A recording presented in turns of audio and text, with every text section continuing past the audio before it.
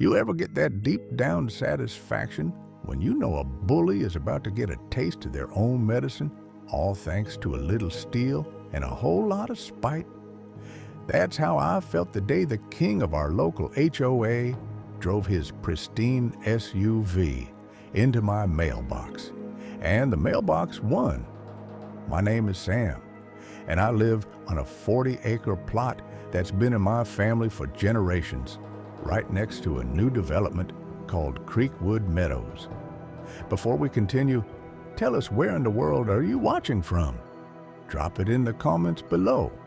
And if you enjoy this story, don't forget to like the video and subscribe for more powerful content like this.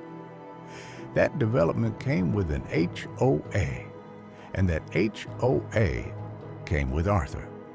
Arthur was a retired accountant who decided his new purpose was patrolling the neighborhood in a big white SUV with neighborhood watch decals he'd ordered online. We called it the Pavement Princess, and for some reason, Arthur hated my mailbox. It wasn't on his property, but it was at the junction where my dirt road meets their paved one. First, I found it dented, the red flag bent. I figured it was an accident and hammered it out. A week later, it was flattened, completely crushed. The tire tracks in the mud told a clear story, leading right back toward Creekwood Meadows. I knew this was just the beginning of a stupid one-sided war I didn't ask for. I replaced it with a heavy-duty steel box, sinking the post 3 feet deep in concrete. That one lasted exactly 12 days. This time, when I found it mangled, I saw the proof. A long scrape of glossy white paint along the crumpled metal. A perfect match for the Pavement Princess. This wasn't an accident. It was a message. I confronted Arthur while he was measuring a neighbor's basketball hoop. I showed him a picture on my phone. "Arthur, we need to talk about my mailbox."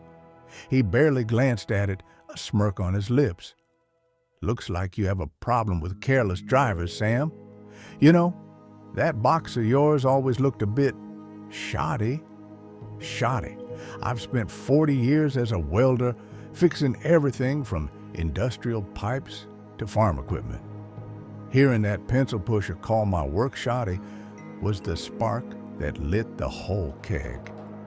That evening, I dug out the county and postal service regulations. A mailbox has to be a certain height and distance from the road. It has to be accessible. But there's no rule against making it indestructible. So I went to my workshop and started designing what I would later call the anvil. It was time to give Arthur a lesson in durability. I sunk a 6-inch steel I-beam 4 feet into a hole filled with 1,000 pounds of reinforced concrete.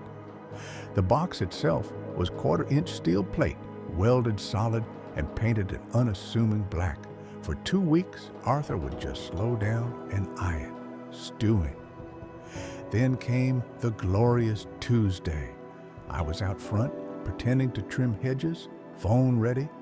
Right on schedule, here comes the Pavement Princess. Arthur did his signature slow drift to the right, aiming for a love tap. Instead of a tink, there was a deafening crunch. His SUV's front end folded like an accordion. The airbag deployed and steam poured from the hood. The anvil hadn't moved an inch, not even a scratch on the new paint. I walked over, filming calmly. "You all right, Arthur? Looks like you hit my mailbox."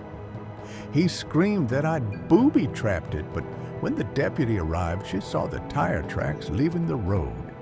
"Sir," she said, looking at his wrecked car, "this is a single vehicle accident." He got a ticket for reckless driving, and his HOA refused to cover the damage after I sent them the video and a polite letter from my nephew, who happens to be a lawyer. Arthur didn't run for president again. Now, people take pictures of my mailbox. It's a reminder that sometimes, to deal with a bully, you just have to build something they can't break. So what's the most ridiculous rule your HOA has ever tried to enforce?